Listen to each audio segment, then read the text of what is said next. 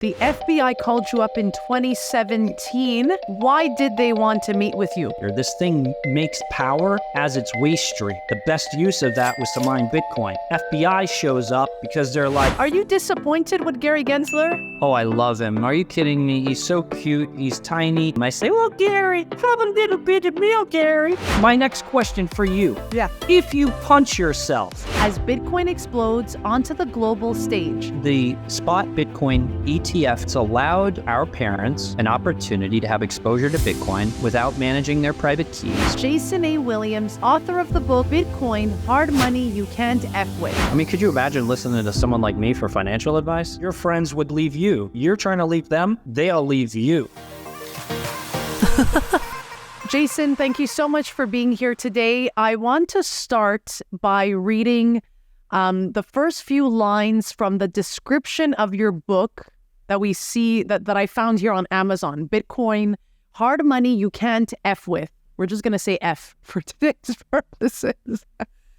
So you write, no one controls it. No governments, no companies, no central banks, no money printing. It's a revolution as big as the internet, and it's never been hacked. So explain to us this revolution, because your book does dive deep into the 2020 crisis about the money printers that I love how you wrote money printers go brrr. So talk to us about Bitcoin and these first few lines here.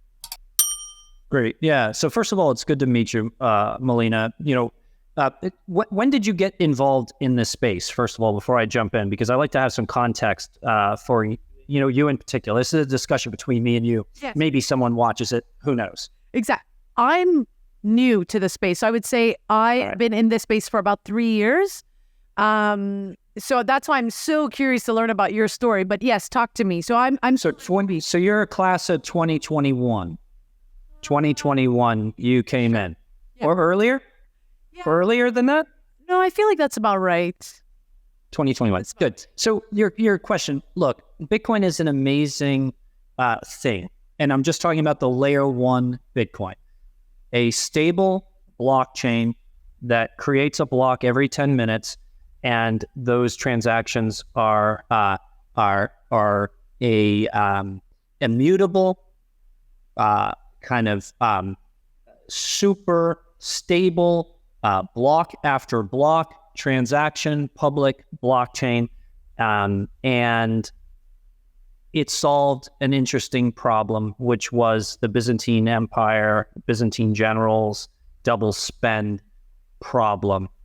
You had the invention of the internet, then you had this ability to do transactions over the internet. And I think that's really cool. So that's what Bitcoin is. And there's a lot of claims that it does lots of other things, and we can get into that. But at the base layer, Bitcoin has a very amazing ability to represent itself as a stable blockchain that is a public blockchain. And why is that important? Why is that important? I mean, sure, go ahead. Why is that important? All right. Because I do. So for me, when I first found Bitcoin, it was introduced to me in 2012. I didn't revisit it again until 2014. I was like, man, this thing could be good money. And what's good money? Good money is money that you can earn, you can acquire, and you can hold it, and that's enough. It doesn't get inflated away. It doesn't get stolen from you. It's a bare asset. It's something that I can hold. Even more valuable to me than physical property, because again, physical property is hard money, but someone can say, look, I'm taking your land. And you may say, wow, people can't do that. Well, they can. They can evoke eminent domain and take it. I think it's happening in Texas right now, where there's a large bit of land that's being taken because they're saying we need to secure a border, so we're taking all these people's land. Bitcoin allows for you to hold this thing and it not be seized. I think that's really cool. So the good money principle, like why is good money important? If you're a plumber, if you're a doctor, if you're a lawyer, if you're a podcaster, you should be able to work, earn money, save the money, live a life that you choose, save that money, and be able to retire with dignity. But that doesn't happen today. you have to become a lawyer, a doctor, a podcaster, be successful, and then invest that money. You have to become an expert in something else. You have to become like a Wall Street expert, a real estate expert, Airbnb. I'm hustling all over the place, and that's not fair. And it has to do with these draconian tax laws that we have to live in, and the fact that the money supply is manipulated in a way to steal your wealth.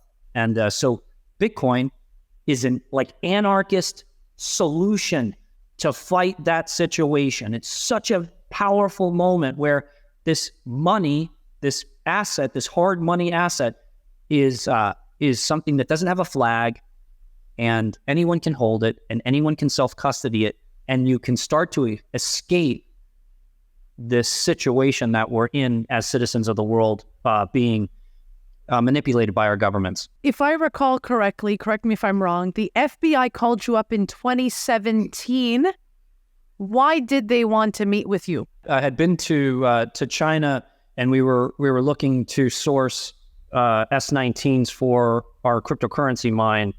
The cool thing about the innovation that we started in 2014 was we built the world's first waste-to-energy cryptocurrency mine. So we took car tires, trash tires, and we invented this technology where we could put them in these chambers, these reactors, and with 20 minutes of propane, we would heat the tires, create a reaction at the bottom of this tower, and then the reaction was driven by atmosphere being dragged over hot coals, and that heat would radiate up the tower, and it would change the state of the tires in the stack. So the tower had 250 or so light truck or passenger tires in it. I would heat them for 20 minutes, create this reaction drag atmosphere over the hot portion of the reactor, and that heat would radiate up and it would turn the tires from a semi-solid to a gas. We extract out that gas stream and throw it through a condensation reaction. We capture the liquid portion of the hot gas. The rest of that gas can be combusted as synthetic gas, propane, methane, butane, all the tanes. The liquid portion can be combusted as a liquid fuel. And then after 11 hours, I'm left with solid carbon that's been partially activated. So think of it like mid-grade Appalachian coal and steel. Tires are gone. They paid me to take the tires.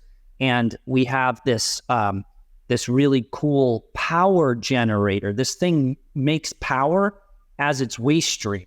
The best use of that was to mine Bitcoin. FBI shows up because they're like, yo, bro, who are you?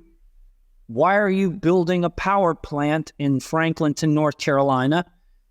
And where is all the energy? Because you're running all these computers and we don't see the spike on the grid. You catch meth labs because they use a lot of power. So you got some people living next door to you. They may be right next door to you. And they're using 5 times the power that you're using in your house. And then the FBI shows up and they say, oh, there's a meth lab next door to Melina's house. But they didn't see that power spike. So they came looking for what was going on. And so what did they want? What did they tell you? What happened? Did you explain to them then or? Well, no. They went to my house and I wasn't home. I was at the plant. So I was notified that they wanted to speak with me now. And I said, I'll meet you at Dunkin' Donuts. So I headed to Dunkin' Donuts, and that may have been a mistake to meet with the FBI without legal counsel, but I did. And they showed up. It was classic, 2 guys in a black Lincoln Town car in suits, and they got, a manila envelope with them, and they walk right to me. I think my beard was maybe 2x longer, but I looked the same, kind of, gorgeous as ever. And they walk in, and, we start talking, but they're like, hey, they asked me about my cars. They asked me about my education. They asked me what I was doing. And then they said, look, we've got all your banking records. We've looked at your transactions. It was really scary stuff. Like, it's not anything that I think anyone wants. And, it's a kind of reoccurring theme. If you've been in Bitcoin, a lot of the early Bitcoiners have been pressed by 3-letter agencies. And I definitely didn't want to be on that list, but, I've had a constant relationship with the FBI since that moment.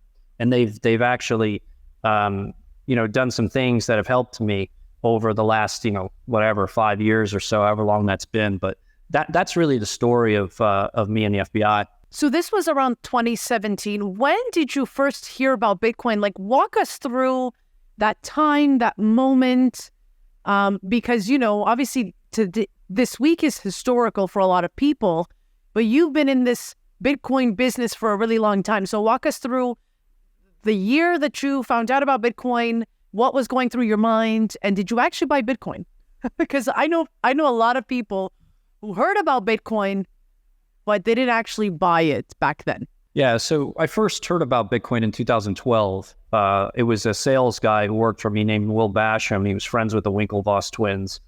And he came into my office. He's like, look, you need to look into this. I was just, hanging out with these guys. They keep talking about this magic internet money stuff. And I pretty much just threw Will out of my office. I was like, dude, you need to focus on occupational health care and stop talking to me about, digital gaming money. I heard it, but it just wasn't interesting to me at all. But then the next time I really dove deep into it, I was going to buy a McDonald's in Charlotte, North Carolina with Anthony Pompliano. We were driving in the car for 6 hours. And he was like, dude, I met this kid. He's at NC State University. He's mining Ethereum in the dorm. And they're going to throw him out of the dorm because he's jacked all the power cost in the dorm. And they're fighting over like the fact that, he lives in the dorm. He didn't sign anything that said he couldn't, 3-4x the power use in the dorm. He was paying each of the kids to put a GPU miner under their bed. And he was mining Ethereum with it. That kid taught Pomp and I to build GPU rigs, and I was already building PRTI as a power station. And I was thinking like, man, what's the best way to monetize the power at PRTI? Do I sell it to the grid? Do I use it for parasitic load for something else? And I was like, let's build a pretty big Ethereum mine. At that time, Ethereum was trading for like $40. So I have free power, and I was mining Ethereum, and then I would take the Ethereum, dump it, and buy Bitcoin. And that was it. That was the entry to it. My entry was Ethereum mining with GPUs because I could get them. It was harder to get the other stuff. But I built an Ethereum mine that pointed all over the place. I could mine like lots of different tokens at that time. The most efficient tokens, I would just sell them for Bitcoin. Okay, so this brings me to my next question. So you did this move where you were mining Ethereum, but you were still convinced about Bitcoin, so you decided to take your Ethereum and flip it over to Bitcoin. Why? Hey there, I'm noticing that a lot of you are watching my content, but you're not subscribing to the channel. So let's take this moment to like, subscribe, and hit the notification bell so you never miss an episode. This not only helps the YouTube algorithm know that you love this type of content, but it also helps amplify me, the creator, in order to be able to bring on bigger and better guests for you. Thank you so much. What you see at that business, PRTI, it looks like just a waste management business at the front end. They pay me to take a trash stream, which is trash tires. But on the back of the business, it's a commodities and power trade. It's very sophisticated. So I'm dealing with solid fuels, liquid fuels, gases, and cryptocurrencies as property. So there's times you want to hold things, sell things, trade things, send it to power, sell it to the market. And we really do pride ourselves at doing a good job there. So for me, the store of value asset, the most interesting thing was Bitcoin. And Ethereum was just speculative. It is a really speculative asset to me at that time. So I want to read a tweet, or let's say a post on X, not Twitter. You wrote here, Bitcoin is the best performing asset on the planet in 2020. It quietly established itself as the next global reserve currency as central banks around the world desperately printed their money into oblivion, right? We were talking about that earlier. Explain to us what was going on in 2020, because I think for a lot of people, the general population, they're not really understanding why we're saying that Bitcoin, or why you're saying Bitcoin is going to be or is the best performing asset on this planet since 2020. Well, it's actually one of the best performing asset classes for the last 10 years. So it's not me saying it, that's just statistically proven. If you look at stocks, bonds, currencies, and commodities, I think Bitcoin may have been outperformed by rare Porsches and maybe blue chip art. There may be some subsets, but Bitcoin has been a great performer for those that had it as a hold. I'll even go a little bit further with that just to prove my point. If you take any 4-year period of holding Bitcoin, so if you're making an investment, let's look at it like you're going to hold it for 4 years. If you take any 4-year period throughout Bitcoin's history, and you were to invest 2% of a portfolio and hold 98% cash, so the portfolio construction is 2% Bitcoin, 98% cash, and the second portfolio construction is 100% in the S&P 500, Bitcoin dramatically outperforms that in any 4-year period. You can pick it along Bitcoin's history. So it adds a tremendous value to hold it. And that's not an opinion. That's just statistically proven. It's interesting that you say that because, I think for a lot of us who started in this space, I started with NFTs, Ethereum. My journey was a little different, but there are still so many of my friends and family members that think that this is just, internet money, monkey JPEGs, and, I'm living in my own little bubble. So what made you want to buy it back in, you said 2012? 2017? Well, I was introduced in 2012, but started to really work hard on it in 2014, 2015. So it really was about the best way to monetize power. So that was really where I was convinced, like, this thing's interesting. If I'm going to do anything, I'm going to buy this particular thing and hold it and trade it because it exponentially outperforms just selling power to the grid. And then you go on this kind of journey about learning about what Bitcoin is, learning about what money is, because I thought I knew about money. I'd made a lot of money in my life, but I had no clue what money was and how it was being manipulated until I met Bitcoin. And Bitcoin taught me, so many things about money and how I looked at life.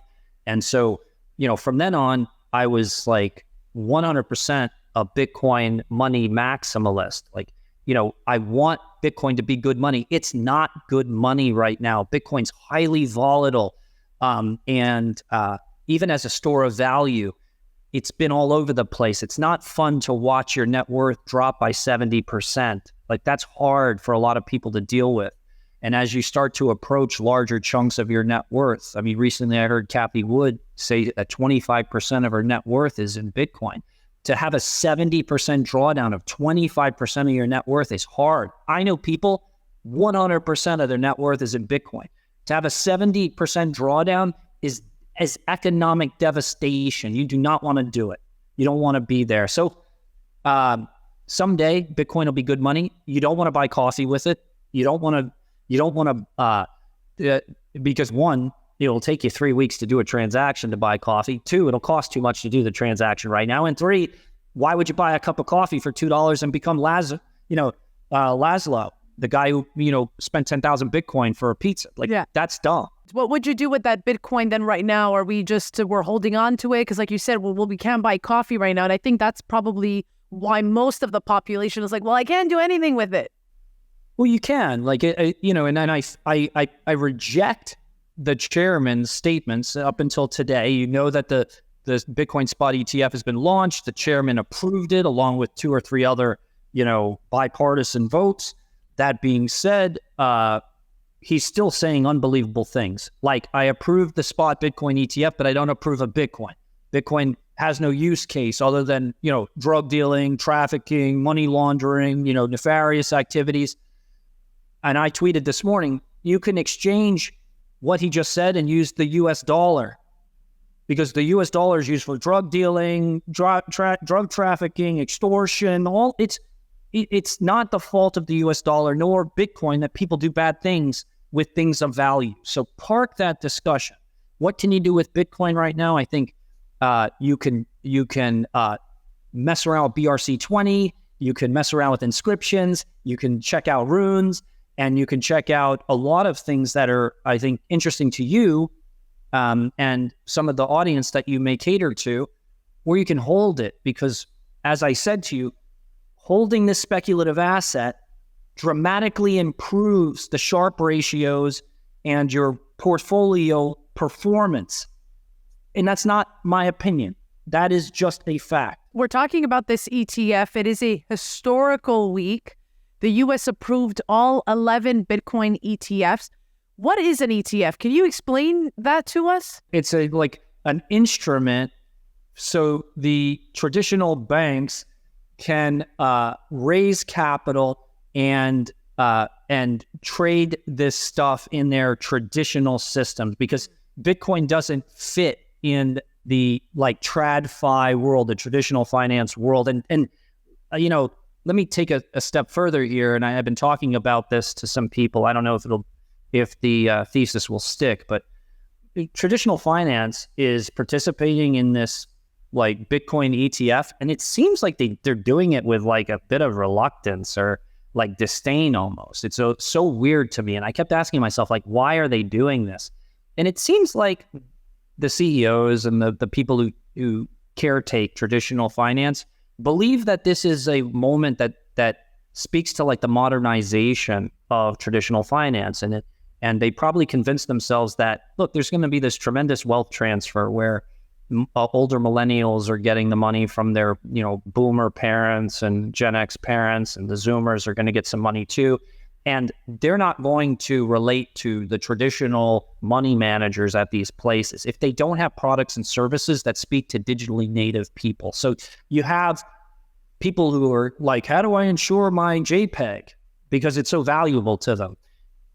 No traditional money manager is going to even understand the question, let alone have a solution for it.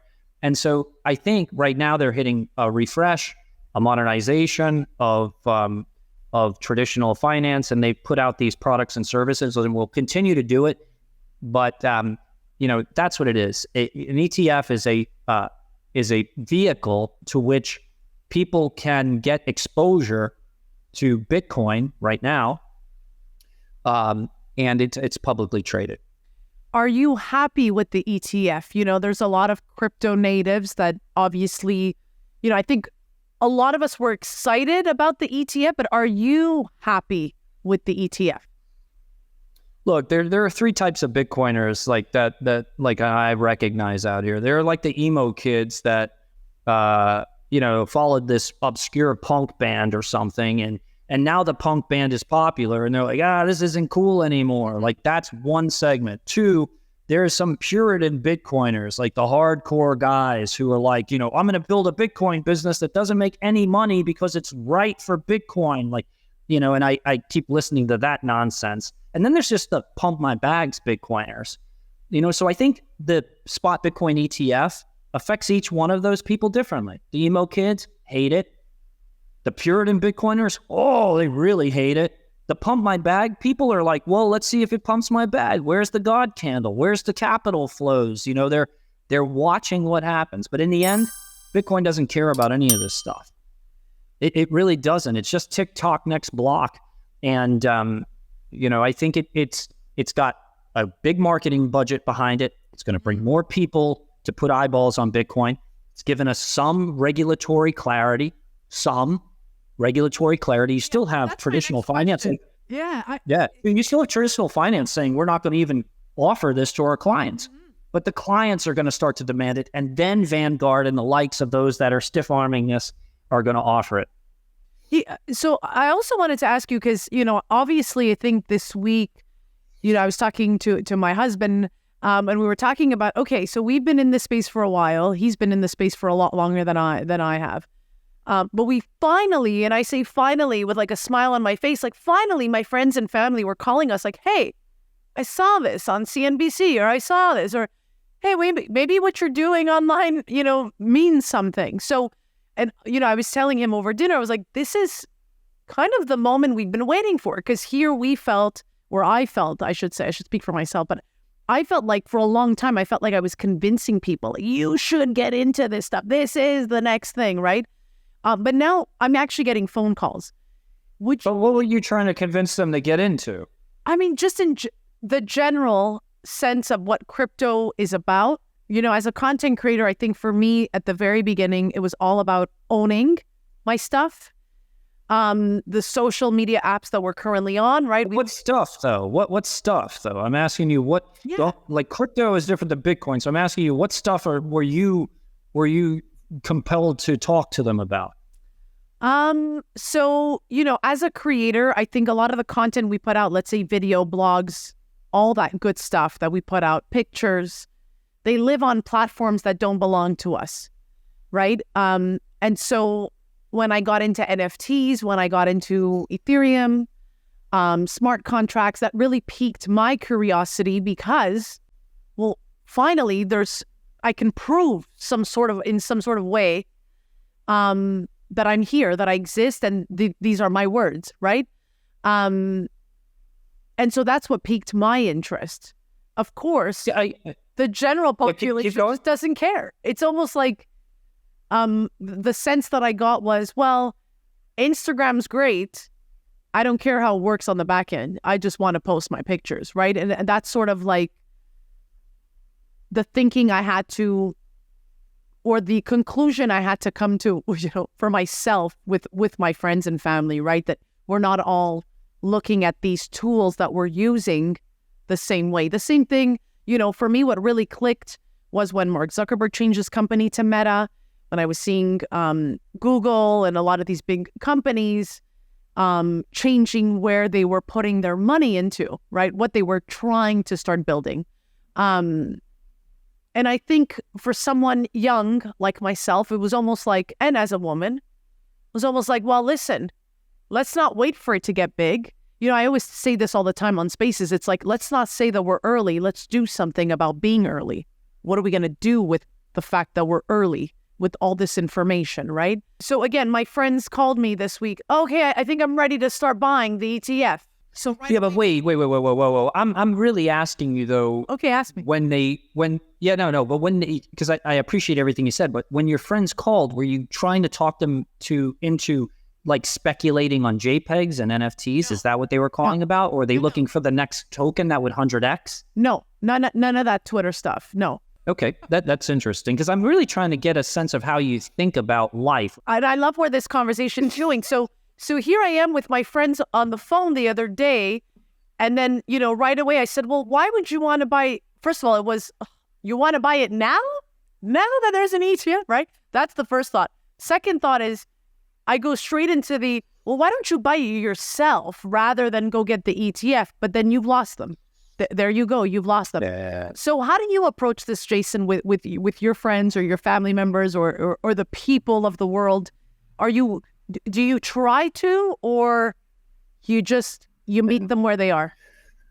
Well, as in Bitcoin, in the sense of Bitcoin, we've done a terrible disservice to people. We've built a horrible user experience and user interface. Like the fact that to buy Bitcoin, you have to go to a central exchange. There's no insurance protections here. And then you have to, what we try to tell people is withdraw it from the exchange and manage private keys and public keys. And then make sure that you take your private key and you hide and you stamp it in metal. And then you take that metal plate, you go to your backyard and you look up to the sky and the stars and you because those are fixed, on flat Earth, we have a permanent. That's right. Yeah, we have a permanent sky, right? It's always there. Everything changes, but the sky is there. And you align the plate with your seed phrase with the constellation that means the most to you. Then you bury it in the ground right there, and you feel better. You feel good that all of your life savings is backed up by that plate in the ground, with the constellation of the stars and heavens as your security. My next question for you. Yeah. If you punch yourself and you feel pain, are you strong or are you weak? Strong. Strong. I like strong, yeah. Yeah. So if you punch yourself and you feel pain, you're strong. Yeah. I appreciate that says about me. You're right. I mean, even when I first started in this space, my partner, who's full on Bitcoin maxi, Yeah, that's what he is. And he would show me and he would say, it's so easy. And I said, I can't get my mom to do this. I can't even. Terrible. No, you're right. It's a terrible, terrible project. It's very tough. Yeah. Right. But here you go. What the spot Bitcoin ETF has done is it's allowed our parents an opportunity to have exposure to Bitcoin without managing their private keys, without burying the plate in the backyard, and by just calling someone and saying, hey, someone, buy these many shares. It's very familiar. They don't have to understand the technology. I use an iPhone every day. I don't know how it works, and it shouldn't be a requirement that before I use it, I have to like solder wires together to make a phone call. That's what we've done to people here. So wallet abstraction, private key abstraction, ease of use. It doesn't disappear. I can't get hacked. Someone's not going to steal all my money. Like that's what real adults want. They don't want to have to dig up their seed plate when the janky technology doesn't work. Do you consider this week historical at all? Or are you just like, yeah, it's another week? No, it's a big deal. No, it's a big deal. Over 10 years ago, the first spot Bitcoin ETF was applied for, and it was consistently, stiff-armed away. So it is really, really cool. And it is a moment to celebrate. There's a lot of people that have been working very hard to get regulatory clarity in the space. And so here we are. You've got the second day of trading. I'm really interested in what happens at the end of the stock market close today at 4 o'clock. I know there's a lot of T2 settlements that are going to happen. It looks like there's a lot of capital outflows from Grayscale, like Grayscale being vampire attacked by the 10 other spot ETFs. All of its capital's being drained. And hopefully there's some new capital, inflows, so new buyers of Bitcoin. And it looks like the market leader is Bitwise. Bitwise, who came out with the lowest fees. They said we're going to be the lowest fees, and they're beating BlackRock. They're 8 years old, and I think that's an amazing story of a startup, attacking a giant shadow bank. Congratulations, Bitwise. And pretty funny commercial too.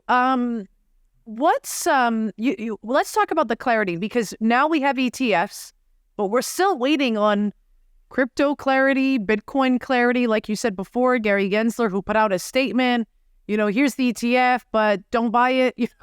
Like contradictory he's stuff wild there. Yeah. What do you think it's going to take to get this clarity? We've been demanding this for years. Could you imagine I'm the chairman of the SEC and I'm about to do an announcement on Bitcoin, but I ask you this question. Let's imagine someone is lost at sea, right? Someone is lost at sea. And the Coast Guard goes out and they find the person, but they only find their arm, Melina. They only find the arm. My question to you is, how do you display the arm at the funeral? Oh, nice. You actually hold the arm and then the people come in and they see the arm there. Yes, it's all we've got. It's incredible. I know, it's all that we have. Because in my mind, I think maybe you display it like a samurai sword. You know what I'm saying? Like you come in and it's like on how a sword is held. It's just an arm there. That's what I heard when the chairman was talking about the Bitcoin ETF being launched and how we approved the spot Bitcoin ETF, but I don't approve of Bitcoin. Like, it's just nonsense. It doesn't make any sense to me. Are you disappointed with Gary Gensler? Oh, I love him. Are you kidding me? He's so cute. He's tiny. I like to hold him like a little baby and maybe feed him. I feed him. I say, well, Gary, have a little bit of milk, Gary. Gary, change of Gary. The tiny Gary. He's so cute. Don't you love a Gary Gensler? I'm reading another one of your tweets that I saved here. You wrote, Gary Gensler, the hero Bitcoin has and did not know it needed. Right. What did you mean? That was a joke. Oh. This is a great tweet. Yeah, I think Gary Gensler, I was hoping that he was cleaning house in crypto, like going after the bad guys and cleaning up shop and finding all the bad actors and collected lots of fines and given regulatory clarity. And then right at the point that he was going to finish up his time as the chairman, he was going to deliver a spot Bitcoin ETF to Bitcoiners. And, you know, he could walk out feeling like I've done something really big in an innovation space that was interesting to me. I lectured about crypto at MIT, and but I don't think that's the case. I think the chairman lost in court. He did not want to be the chairman who had to approve this, and I think he's done this with great animosity. He still doesn't accept Bitcoin, and I think you know, he will have lectures and do a tour after this is over, and be able to play both sides of the fence. He'll speak at Bitcoin conventions. He'll speak at traditional banking and traditional finance, and he'll be able to talk both books. Then he'll make a lot of money. So now that this ETF has been approved, what do you think is going to happen to altcoins?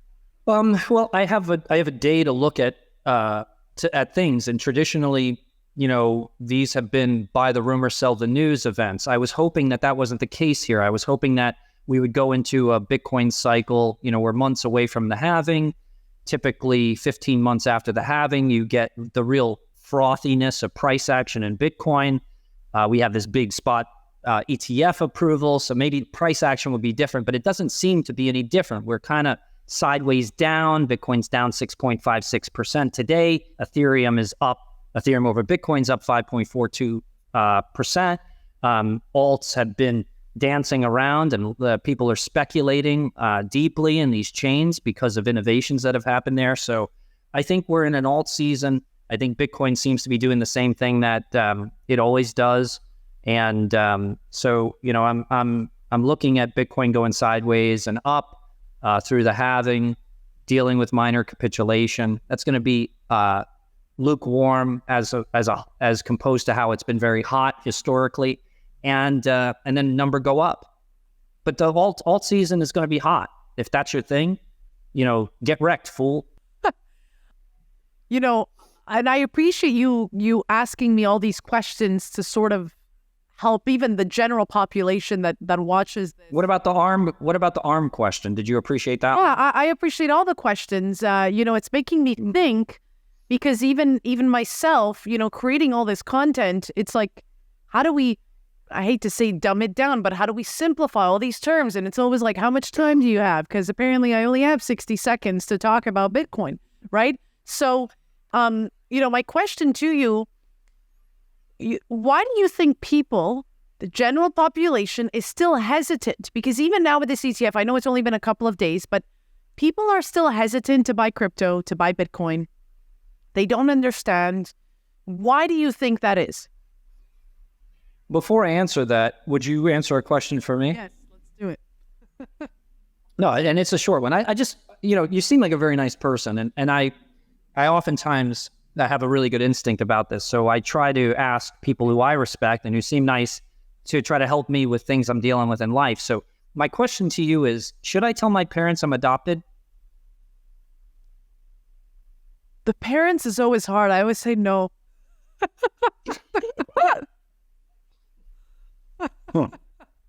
Interesting. So your question was about crypto adoption? What was the question again? Yeah, interesting. Why do you think people are hesitant? Again, I love your story. Here's the reason. Because the day after the chairman of the SEC approves a spot Bitcoin ETF, he goes on TV and goes, "This is some drug dealer money, and you buy cocaine with it. That's the use case. Strippers and cocaine." Yeah. Do you imagine what some grandma's sitting there going, "I don't want to pay for strippers and cocaine. I liked it when I was younger. Lots of strippers." And like, no one wants to deal with that. No one. It's like, dude, what? How? And half of the managers that work, you know, at the is like, this is what has to happen. You know, the CEO at BlackRock, Larry Fink, says, "Spot Bitcoin ETF." Then he sends out a message to all the managers. "Hey, bring this to your clients. It's a new product offering." Those guys don't have to do anything, right? And some of them will be like, "Wow, I don't want to do this." Vanguard said, we're not even going to offer this at all. Like, that's still pervasive. There's going to have to be change, and the market's got to demand it. These guys aren't going to go out on a limb and talk to some doctor who gives them $1 million and they're getting paid, 1.5 bips to manage it and go, hey, you need some Bitcoin exposure. And the guy goes, you're fired. You're trying to give me coke money, drug dealer money, stripper money. No, I don't want that. Like, it's not right. I want to go back to you saying earlier that you understood what money was once you started understanding Bitcoin. Why don't you dissect it a little? Give us a bit of that knowledge because again, I don't want to convince people. We don't want to be convinced. I know. I even have friends like, well, now you sound culty. Like, you're in a cult now, right? Like, yeah.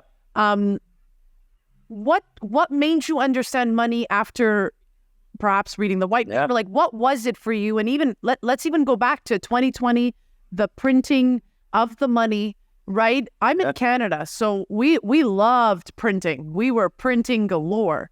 Explain to us what you understood that made you realize, listen, that we can't live like this anymore. Well, look, money printing. So when you increase the supply of something, you devalue it. So I don't know how you can. It would be like if I made more bags of milk. You may think that's good. And if I bring all those bags of milk to the market, it lowers the price of milk, right? If there's more supply and less demand, and the price goes down. And if I'm in the milk business, I wouldn't appreciate Canada, offering more bags of milk, right? So if you have savings in the bank and the government turns on the money printer and starts to increase the amount of money in circulation, it devalues the money.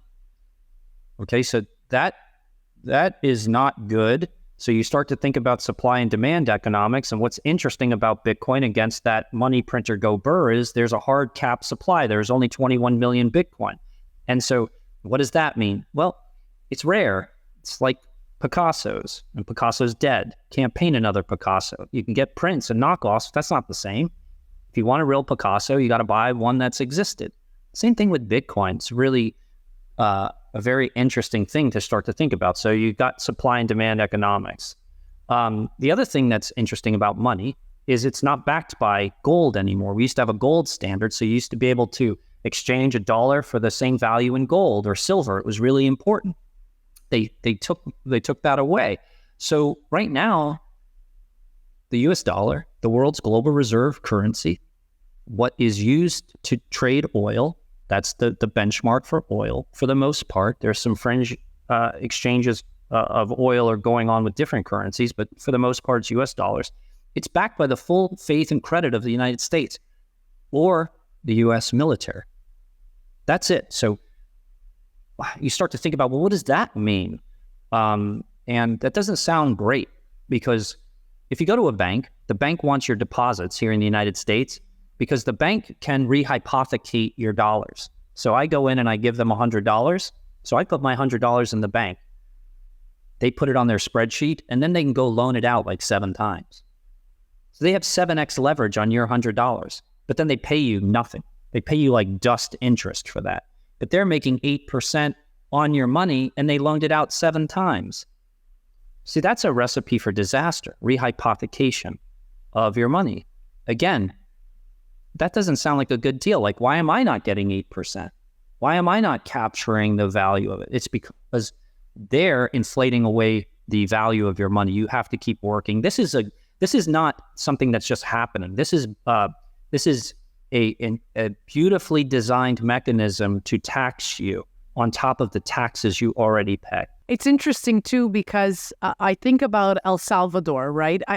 Again, he's gonna. I know you're gonna come to me with some questions. Oh, of course. But yeah, I was telling my friends, well, look at this country. Look what they've done. Oh yeah, but that's El Salvador is the answer I got, right? And I keep thinking to myself, well, how lucky are we? How lucky are we in North America to say these words, right? Oh, well, they have to, right? They don't want to be, associated with the US dollar. They don't want their dollars backed by the US dollar. Well, what do you make of, El Salvador, what they've done, And again, I'm hearing my friends already saying, "You're so culty. It's a cult. You're in a." Well, I would choose, if I were you, I would choose different friends, first of all. So you should consider that. And then secondly, the president of El Salvador has been, he's a polarizing figure, but he's done some great things for his country. He's gotten control of crime, he's lowered the murder rate, and he's broken away from the US dollar.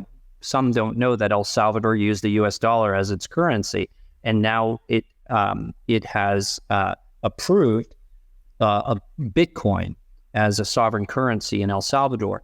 And that went against the IMF. The IMF oppresses countries by putting them in debt. It loans money to them under the guise of lifting up populations. And I think El Salvador had hundreds of millions of dollars of debt to the IMF. And the IMF was not happy about the Bitcoin thing, but they did it anyway. And it's been a tremendous branding campaign for him. He's, I see these beautiful moments where people are going back to El Salvador. People that left because the crime and the infrastructure issues, and everyone's proud of their heritage and nationality for the most part, and they're returning to El Salvador, and I think that's really cool. So maybe you should send your friends to El Salvador. But I talk about El Salvador because you were making me think. We're talking about printing money. We're talking about, what the banks are doing. And a country like El Salvador, like you said, right, was like, you know what? We're going to change this up for us. We're going to change our future. We're going to change the way, right? But for, again, a lot of people, it's like, well, that doesn't affect me. Or the other side I hear is, well, I don't care what the US does. And then I'm like, what? Look, the things that are going on in El Salvador are so damn cool. The guy has a massive hydroelectric plant connected to a volcano. I know. And then they're mining off that. Now they're developing a mining pool for Bitcoin. And he airdropped wallets and Bitcoin to all the citizens. And I'm not saying that that's a great strategy, but I want them to succeed. I think it's very, very cool. And I think the more countries that adopt Bitcoin as a store of value, the better. Again, Bitcoin doesn't care, but it seems to fit my narrative of good money, because that's what I want Bitcoin to be. And no one cares about what Jason wants Bitcoin to be. Bitcoin certainly doesn't. This is just what I want it to be. I want it to be good money. I want it to be good enough for me to hold and my assets don't get inflated away, right? Hard money things, property, gold, Bitcoin. But I threw gold in there because it is hard money, but I think gold is terrible. Interesting. Why? Tell us why. Well, I think its best use case is as an industrial metal. So the fact that it's like $2,000 an ounce or so doesn't make it a good industrial metal. It's got a false value placed on it because it's got like some value for cosmetic reasons. Like people like to wear gold watches and chains, etc. But its best use is as an industrial metal, and it's going to be vampire attacked. Just as Grayscale is being vampire attacked by the 10 ETFs, gold is going to be vampire attacked by Bitcoin. As the public markets look at the performance of gold in their asset portfolio versus Bitcoin, they're going to go, take that allocation and put it here. So you have gold, maybe it's in a 10 or $11 trillion market cap, and Bitcoin's right at about $1 trillion now. It's in the top 10 of all things market cap. You're going to start to see that close the gap, and it's going to come from gold. Peter Schiff, come on TV and step up. I love that. Okay, so you've been acquiring Bitcoin for a while. Are we still buying Bitcoin? Are we still buying it in 2024? Of course. Yeah, absolutely. Like you can dollar cost average, you can buy it when you have resources, but I bought all the tops of Bitcoin. So I don't try to pick, I'm holding Bitcoin I bought at a way higher price than it is today at 43,000. I love that. Yeah, it's just something to hold. Yeah, 100%. Don't, like if you're interested in Bitcoin, for those that don't know, Bitcoin's divided into 100 million units. So think of a dollar has 100 cents in it. Bitcoin has 100 million cents in it. You could buy 1 cent or Satoshi of Bitcoin. You can buy 1 cent or Satoshi of Bitcoin. And I think the best way for adults to learn something is to participate in it. Adult learning is participatory. So if you want to learn about Bitcoin, buy a little bit of Bitcoin, and you can do that through a spot ETF if you really want to make it easy. I love that. So, just before we end, I do want to ask you this question. Is Bitcoin truly hard money you can't F with?